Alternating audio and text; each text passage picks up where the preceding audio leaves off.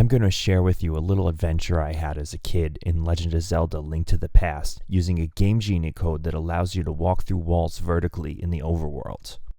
If you use this code to bypass the guards and go into the rest of the world, you'll see that none of the sprites in the overworld exist yet. The insides of buildings are normal and you can get the items from chests.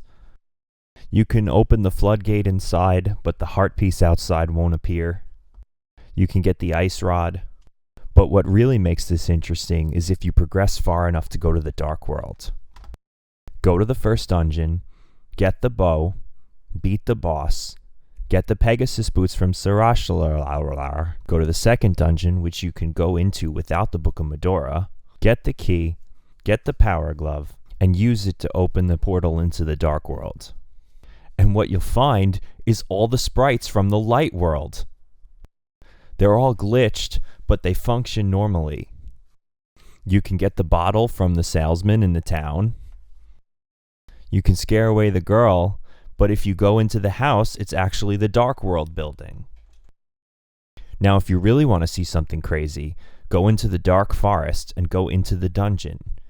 You can't do anything as a bunny, but if you die while in the dungeon, you'll respawn in the dungeon as Link, no more bunny.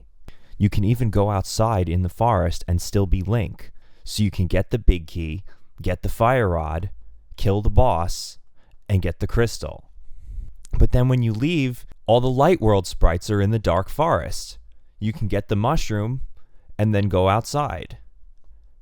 Now you're in some sort of hybrid Dark World, Light World mixture, with Light World outside and no sprites, but with a Dark World skin. Then if you go inside a building and then go out, you're fully back in the Light Worlds. If you want to go on more adventures, you can go back into the Dark World and you can get the silver arrows. You can go into the first Dark World dungeon, kill yourself again, and respawn as Link. Then you can get the hammer, beat the boss, and get the crystal. When you leave this dungeon, the same thing happens. You wind up back in a Light World, Dark World hybrid with the Light World Overworld with Dark World skins. If you go north to the Zora's domain, you see that you actually are in the Light World. But the Zora that sells you the flippers is not there yet. This is where you hit a bit of a dead end in the rain, because you can't progress into any of the other Dark World dungeons. You can't beat the second dungeon without the flippers. You can't get into the sixth dungeon without Ether. You can see that the 3 turtle shells that normally block the Light World second dungeon are there in the Dark World. You can use the Book of Medora on this little spot here. It'll show you the text that's usually by the Master Sword. You can get into Turtle Rock, but you can't get anywhere without the Staff of Samaria, which you get in the 6th dungeon.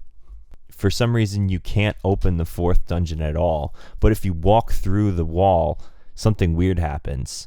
A door visual opens, but it doesn't do anything.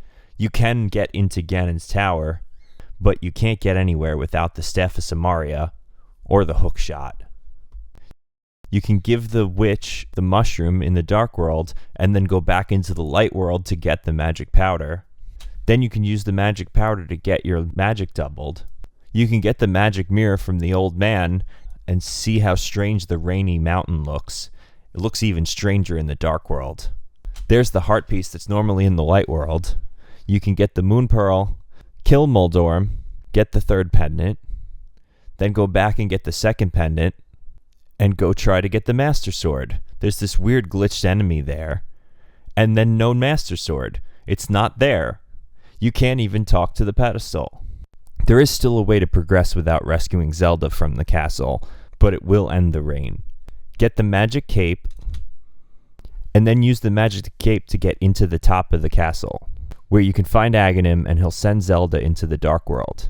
It's as if she was never rescued and recaptured. He just takes her and sends her into the Dark World. Even after he sends her to the Dark World, she's still in the dungeon in the castle. You can even take her to fight Aghanim, and when you beat him, she'll be in the Dark World with you. At this point, both the Dark World and the Light World are normal. The rain is gone, and all the sprites are where they're supposed to be. So you've essentially rerouted yourself into the main storyline. The only thing that you skipped now is getting the Master Sword. But don't worry, you can go to the 4th dungeon. As soon as you go downstairs, Zelda will disappear. But you can get the power glove, kill the boss, get the crystal, rescue the blacksmith, and temper your sword. And then you can upgrade it to the final sword. Then you can have the final sword and go and see that the master sword is still there.